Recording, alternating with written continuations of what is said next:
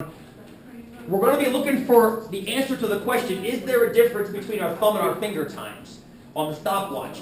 But here's the deal. Here's the deal.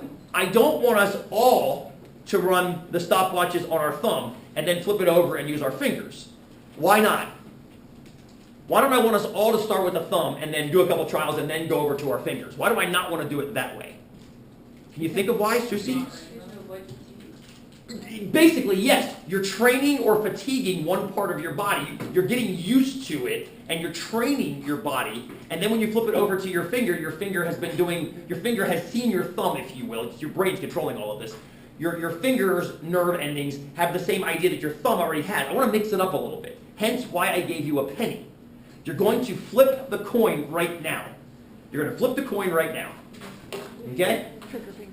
If you flip, what's that? I don't know. I handed them around. Whoever has a stopwatch has a penny, yes? Or we can share a penny, perhaps. There we go. Flip the coin. If you got heads, you're going to test your thumb first.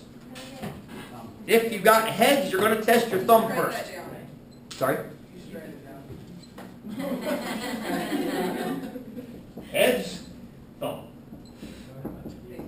If you didn't, you got tails, you're going to get your finger first.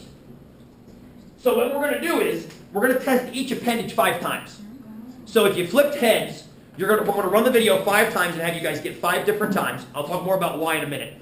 Then we're going to turn our stopwatches over, and we're going to do 5 runs on the other appendage.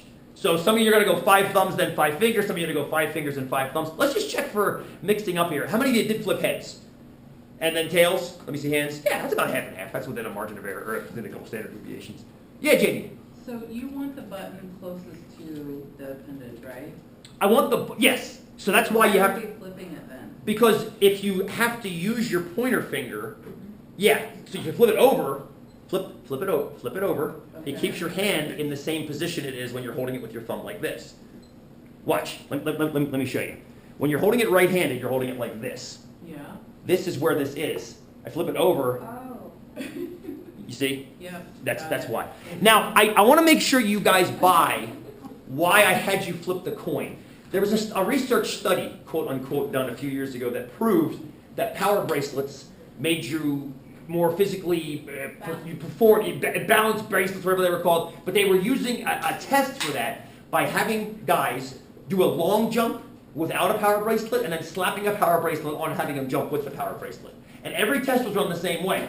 Here's a dude, go do the standing long jump. Okay, do it again, get a couple measurements. Now here's a power bracelet. Go, now with the power bracelet on, go do the standing long jump. What the hell do you think is going to happen?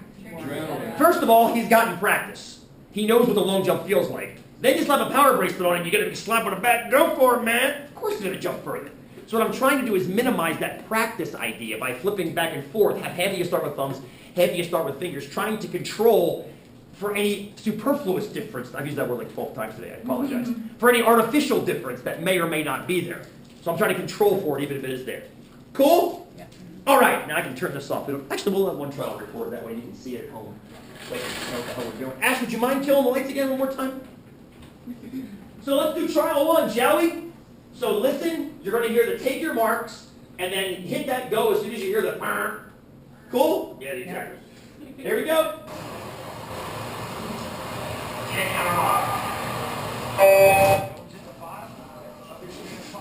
That's okay. There's a reason I'm having you run it 5 times.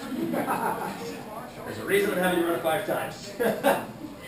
Probably do it with 3, but 5. It's a short enough break. Let me do it.